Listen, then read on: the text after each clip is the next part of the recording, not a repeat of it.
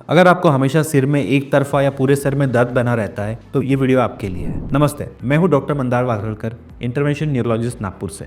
शुरुआत करने से पहले अगर आपने चैनल को सब्सक्राइब नहीं किया है तो पहले चैनल को जाके सब्सक्राइब करें एंड रेड बेल आइकन को क्लिक करें कि न्यूरोलॉजी रिलेटेड कोई भी इंपॉर्टेंट इन्फॉर्मेशन आपसे मिस ना।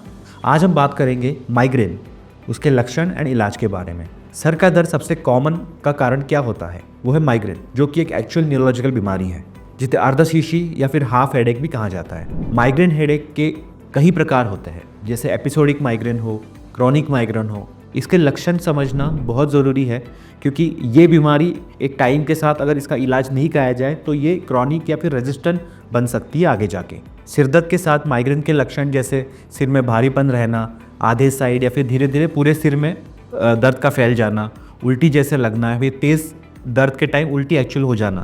काफ़ी पेशेंट्स में हमने देखा है कि उल्टी के बाद माइग्रेन के पेशेंट्स को रिलीफ महसूस करते हैं। उसके साथ तेज़ रोशनी या साउंड को टॉलरेट नहीं कर पाना, सिर में झुंझुनी होना या सुनपना लगना, ये सब लक्षण एपिसोड्स में आते हैं। और हर एक एपिसोड माइग्रेन का या जिसको अटैक बोलते हैं कुछ मिनट से लेके कुछ घंटे तक रह सकता है। काफ़ी बार डेली या फिर 24 से 48 घंटे भी ये लक्षण रह सकते हैं।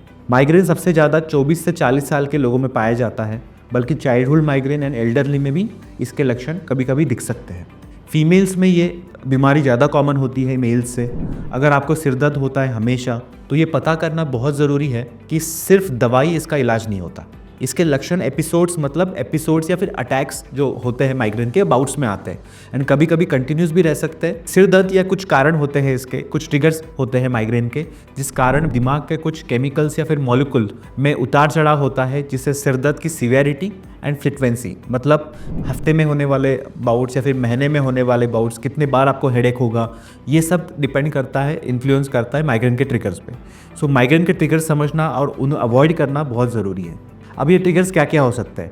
ट्रिगर्स होते हैं खाली पेट रहना, 4 घंटे से ज़्यादा खाना ना खाना, भूखा रहना। आजकल कई लोग इंटरमिटेंट फास्टिंग करते हैं, कीटो डाइट करते हैं, जो भी एक ट्रिगर हो सकता है माइग्रेन अटैक का। दूसरे जैसे बार बार धूप में चले जाना, तेज़ ध्वनि या साउंड का एक्सपोजर बार बार करना या फिर लंबे टाइम तक करना, ट्रैवल करना, बहुत लंबे समय तक ट्रैवल करना, खाली पेट चाय पीना, दिन में ज़रूरत से ज़्यादा 2 कप या फिर 3 कप चाय या कॉफ़ी का सेवन करना, रात की नींद पूरी ना होना, ओवर थिंकिंग, ज़्यादा सोचना, स्ट्रेस लेना, ये कुछ इसके इंपॉर्टेंट ट्रिगर्स होते हैं माइग्रेन हेडेक के। सो अगर आप अपना दिनचर्या या फिर लाइफस्टाइल का ध्यान रखें तो ये ट्रिगर्स आप अच्छे से समझ पाएंगे, इनको अवॉइड कर सकते हैं एंड 50% माइग्रेन की सीवियरिटी एंड फ्रिक्वेंसी जो अटैक्स आते हैं बार बार, आप ऐसे ही उनको अपने तरीके से कम कर सकते हैं बिना कोई इलाज के, खुद ही कर सकते हैं। सो लाइफस्टाइल मॉडिफिकेशन बहुत ज़रूरी है, जिसका मतलब क्या होता है कि सुबह का खाना 8 बजे, दोपहर का 1 से 2 बजे, रात का खाना 6 और 7 के बीच में खा लेना। अगर आप 10 बजे सोते हैं कि एटलीस्ट सोने के पहले आप 2 से 3 घंटा